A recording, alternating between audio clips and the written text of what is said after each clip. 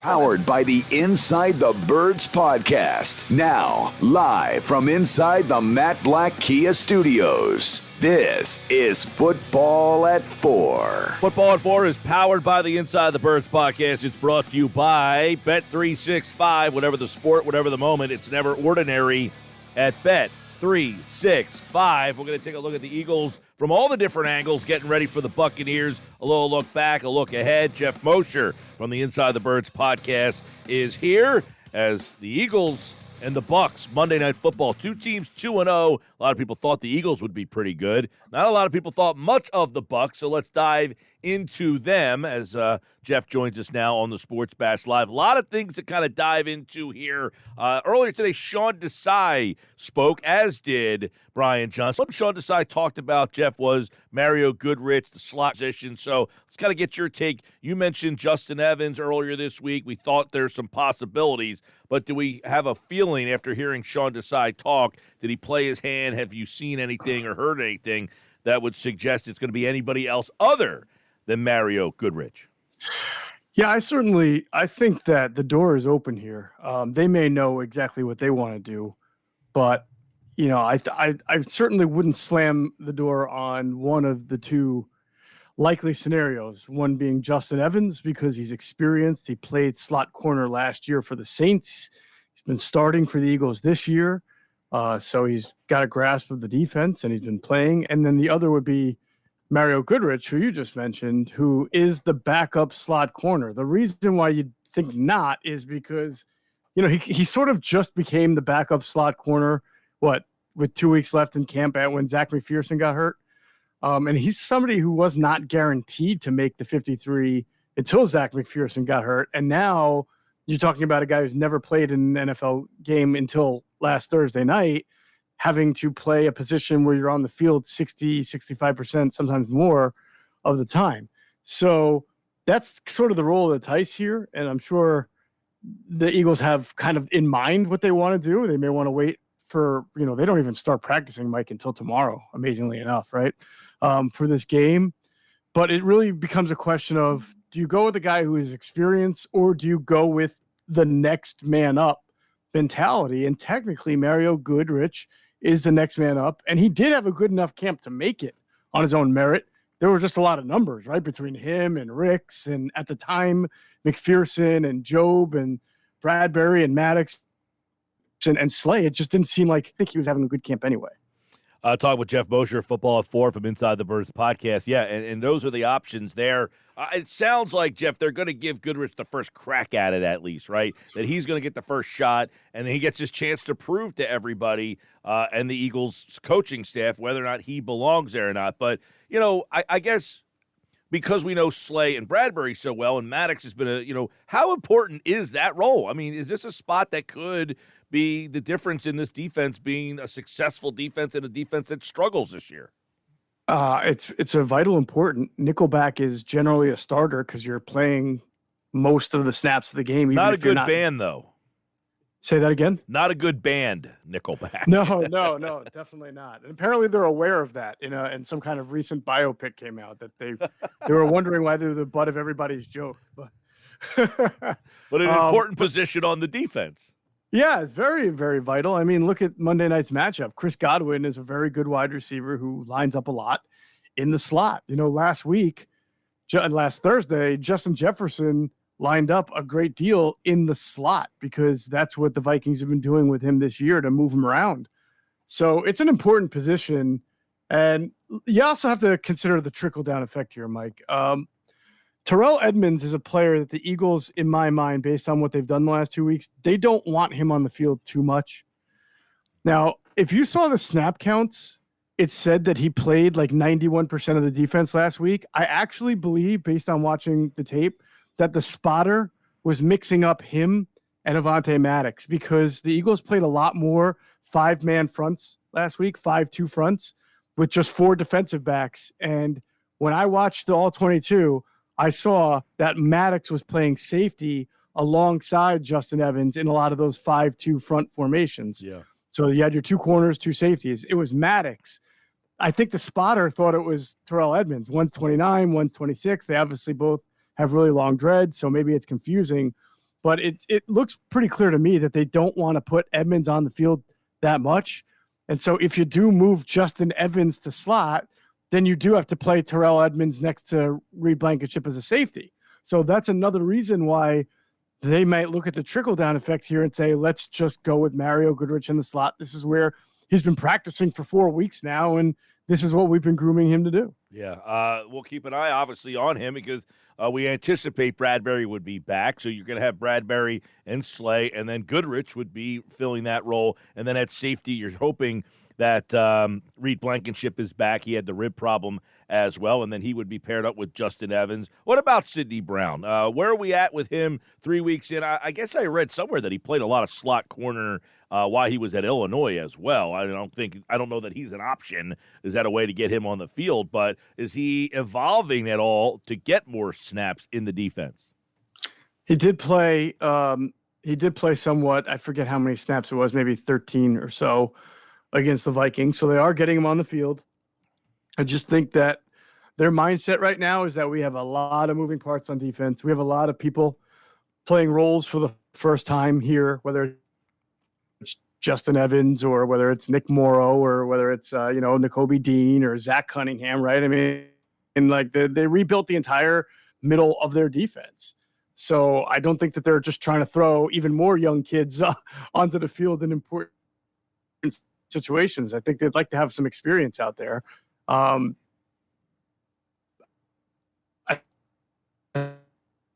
some point, they'll probably just got a lot of juice to him. Yeah. But that point doesn't seem yet, but it seems like it this Monday night, maybe it's a little bit more than that. Yeah. Well, it's interesting because you mentioned how many young guys there are out there and the communication, communication issues, Job with safeties he's never played with before, Goodrich, Job, never playing together, and you wonder if there's a couple plays in the game, you wonder if communication breakdown, Led Zeppelin, any communication breakdowns in the defense there that had a factor in that game the other night. Yeah, there might have been some ill communication, Beastie Boys. With some of those for that Osborne touchdown. Was it the Osborne or the Jefferson touchdown where he's wide open in the end zone? Yeah, crazy corner. Train, Osborne. Yep, I got you. Yeah. We can keep going on and on, can't we? Here. So yeah, no, Jefferson Starship really get that touchdown. I like it. Yeah, no, just that was one thing that I brought up on Thursday's show last week. Is I wouldn't be surprised if you saw a communication issue lead to something big and a big play or a touchdown. And with right. Job and guys that never played safety with Josh Job and Goodrich and guys who never played safety with Goodrich leading to something. I don't think it was as big a factor as that maybe could have been. But I know Sean Desai did talk about some communication issues. You hope to have your guys back to kind of negate some of those because one of the things I think the Eagles did so well last year is they didn't have a lot of those communication breakdowns because you had a lot of guys who played together. Right. They only had them in the Super Bowl. That's all. In the big games. No, but in general, you're right. They were very, very sound, very fundamental in the secondary, communicated well. Remember, they play a style of defense with a lot of mirror and match coverage on the back end that requires communication, understanding of route concepts, how long you're going to cover a guy before you pass him on to the next man. So they were pretty good at that last year. And again, that it's hard when you have so many new parts to be not just new parts, but young guys like Job, like you mentioned, rookies who are out there for the first time or second-year players out for the first time, just against a team that has weapons like Justin Jefferson and Osborne and Kirk Cousins. So that was difficult. Over at Inside the Birds podcast, you guys talked a lot about and over at InsideTheBirds.com, you have a nice piece about some of the film studies. Let's flip over to the offense and some of the things that really stood out as to is the pass game struggling or is there something more to it hey, just don't look at the numbers and say the pass game's struggling. Is there something more there? I think that there's something more there. Obviously there have been times against blitzes where I question both the route designs and then also a little bit of the quarterback decision making. But in general, I think it's more that they're seeing things for the first time. And what they're seeing is, especially from the Vikings, which was shocking, was a lot of 3-man rushes and 8 dropping. So when you drop 8, there's just not going to be a whole lot of opportunities downfield for the offense. And Jalen Hurts has to understand that. I think he's got to be a little bit quicker to hit those. You almost have to, as soon as you see only 3 and 8, you have to like forget the whole like first and second, like just your flats are going to be open. Your running back coming out of the backfield is going to be open. Your tight end crossing is going to be open. And you probably should hit that sooner and not even wait around for the defense to swarm to him. You have an opportunity to get the ball to those guys sort of right off the bat. As the defense is dropping back, you have an opportunity to get them as they're going out, to give them lead opportunities to get more yards, while the defense has to then reverse back to that. I think Tom Brady did that with James White and Kevin Falk and all his pass catching running backs as well as anybody. So there's opportunities there. And if teams are going to continue to do that, Mike, then Jalen and the offensive brain trust will have to sort of design a defense that gives him a lot more outlets that are quick and easy to get to. But I don't think Monday night is going to be that game, because Todd Bowles, I've never seen Todd Bowles throw a 3-man rush at anybody. I mean, that guy woke up, he rolls out of bed ready to blitz 6 or 7 guys. So I think there'll be some one-on-ones. Yeah, we were talking about this earlier. It doesn't seem that when they get pressure that there's that hot guy, that hot, route that's readily, hey, here comes the blitz, there's the opening quickly. It just seems they're just kind of dumping it off to like a screenplay or something, and that has been something that I think early in the season. And then the other thing with Jalen Hurts, the deep ball, he's been throwing the ball down the field with accuracy still in the past game, but I don't know if it's Jalen or if it's the play design, but you're seeing cover 0, safety open up man-to-man, and the middle of the field should be wide open, and yet they're not taking shots down the middle of the field, I feel. Is that him, or is that the play design? Well, again, everything is sort of like case by case, but, you throw cover 0 at me, and I've got A.J. Brown on one side and Devontae Smith on the other. I'm probably not going to throw the ball to the middle of the field. I'm going to try to hit those guys and put it either where they can catch it or out of bounds, right? Now that's against that kind of look, but I think that there were other times. He took a 7-yard sack, I think, on the opening drive, where he had 3 vertical routes carrying a zone, and then their tight end was crossing right. I think it was Goddard crossing right over, and he's there wide open. And the ball should have gone to him, and it didn't. And then, even on the interception that he threw that into a basic cover 2, which was kind of surprising. Like, literally the only people who could pick that ball off are the linebacker or the safety. And, one of those two got the ball.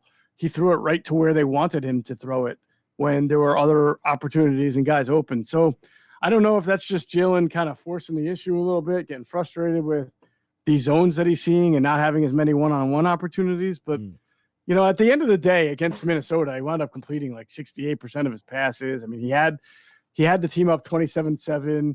I think that people who have been critical of Brian Johnson are not seeing the bigger picture, at least against Minnesota.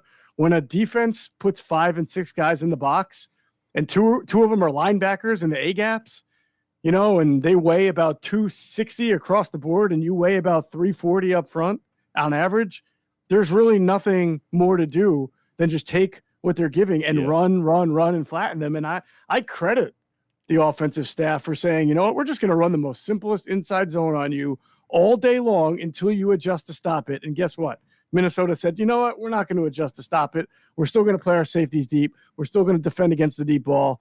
And that's why the Eagles rolled up all those yards. And it's hard to be that patient, Mike. It's really hard. I think, even though it's obvious, it's hard, but the Eagles did not force the issue from the second quarter on, and they took what the defense gave, and that was really smart. In my opinion, that's smart play calling. Geoff Mosher, Inside the Birds podcast, InsideTheBirds.com. I want to, they signed Mann, the punter, and obviously he'll be on the practice squad. He gets 3 elevations, and it seems, do they not, I'm looking at the roster construction. Are they not valuing a punter, or is it, I look at this, the snap count. Street the other day plays 6 snaps. Tui Pelotu plays 7. Now, I'm not saying those guys stink. I'm assuming this is a victim of the fact that they just have a lot of depth and talent. But at what point do you say, look, I know Street's a nice player. Same with Penny. I got Penny taking up a roster spot. He had 3 carries in the game the other night. He was a healthy scratch. I mean, do you like the way they are trying to construct this roster? I love it, actually. I think it's great. I think it's really smart. I think it's not that they value one position over the other. They value 69 over 53. And they're smart enough to know that if you've got good players, even if you're deep, like extra deep, like defensive tackle, and you have the ability to hold on to them, then you do that. Because if it was the old way and you couldn't just elevate guys, they probably would have had to waive already or release a guy like Marlon Tuipulotu or Kentavious Street, right? And those guys might get signed. And then all of a sudden, Avonte Maddox gets hurt, Nakobe Dean gets hurt, and you're like, man, you know what? I got to call up 2 guys from the practice squad. I wish I could just have the 2 guys, you know, in general that I had before. Well, now you can, because you can have your punter for 3 weeks now on your practice squad, which enables you not to make a corresponding move on your 53. And you can probably rest assured. I mean, I don't want to say rest assured. It's very likely that in the next 3 weeks, you might have to put a guy on a short-time IR or a long-time IR like you just did with Maddox, and then you'll have space to sign the punter instead of releasing the guy now when he's healthy. Talking with Geoff Mosher here on the Sports Bash Live, 97.3 ESPN. They're doing a smart thing here, keeping guys who are talented. The one thing, and when we get Geoff back connected here, I do want to follow up with him on is the snap counts that these guys are getting. Penny had 3 carries the other night. Street had, I think, 6 snaps, and Tuipulotu had 7 snaps. I'm not saying that Tuipulotu and Street aren't good players. That's not my point that I'm making. I'm just essentially saying, look, they're getting 6 snaps and 7 snaps. Can those snaps, I'd much rather see a guy like Milton Williams get 6 extra snaps and maybe split the other snaps up between the other talented guys that you have on this team.